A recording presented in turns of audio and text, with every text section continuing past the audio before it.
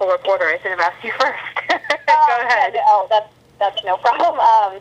Shelley, hey, I wanted to know specifically, in your statement you talk about, there's obviously the option of the recount, and then in your statement you said that you were considering, or your team rather is considering your own legal options.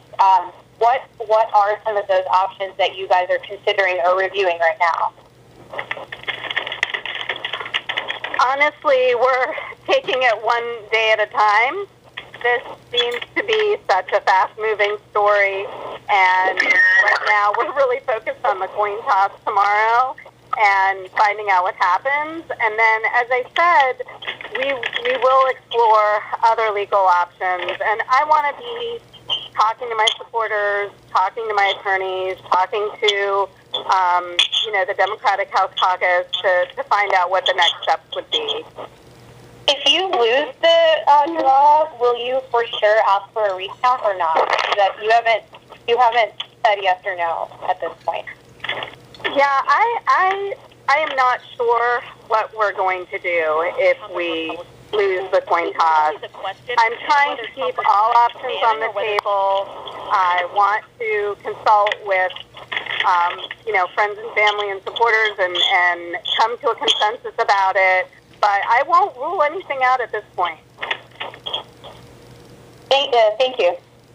Mm-hmm. Shelley. Yeah, and Rima, I would just reaffirm that she was willing to not request another recount if Delegate Yancey would do the same, and he refused to today, which to me indicates they will refuse to see Shelley if she wins this coin toss tomorrow. Another person was trying to ask a question. I think I heard a male voice. Yeah, this is John, Roderick Stellar Radio Network. Hi, John. Hi. I say what you do is if you hadn't asked for the delay to vote in the drawing, that would have happened a week ago. You could have called a recount, and the recount would have been done in time to get somebody seated. It was your decision not to do that. So as a result of that, the Republicans win either way. They have a win tomorrow. They win the toss. They don't win the toss. Kirk Cox is the speaker as a result of the delay in the drawing that you lost, which, looking at it as a journalist, was the same thing that was done in District 28. So my question is, looking back at the strategy, if you could do it over again, would you have just gone ahead with the drawing last week?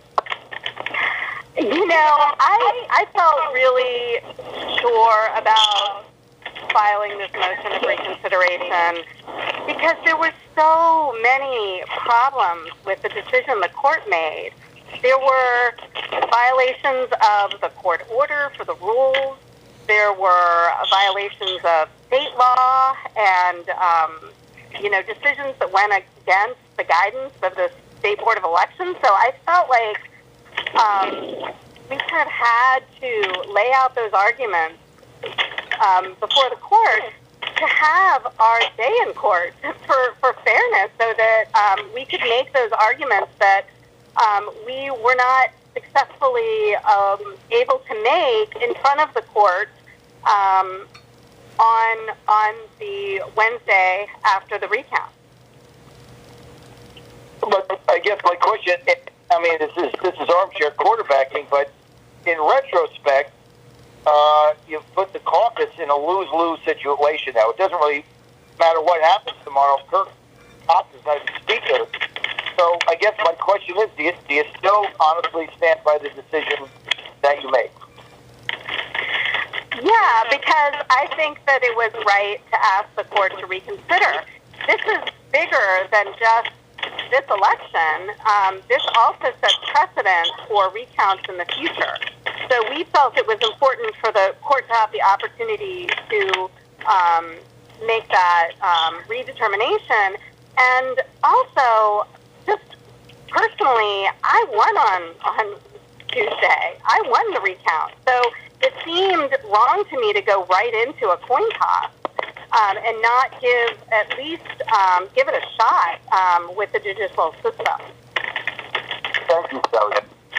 Yeah, and John, I would just, this is Katie Baker speaking, on behalf of the caucus, we stand by Shelley's decision to file that motion to reconsider. We do disagree with the court and believe that she was the rightful winner after that recount.